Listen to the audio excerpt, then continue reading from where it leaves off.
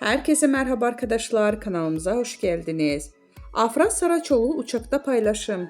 Son olarak Yalı Çapkını dizisinde rol alan Afra Saraçoğlu uçakta verdiği post takipçilerin beğenisine sundu.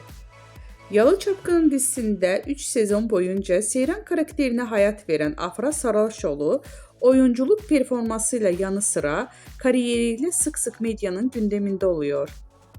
Güzel ve ünlü oyuncu uçakta seyahat ederken verdiği poz takipçilerinin beğenisine sundu.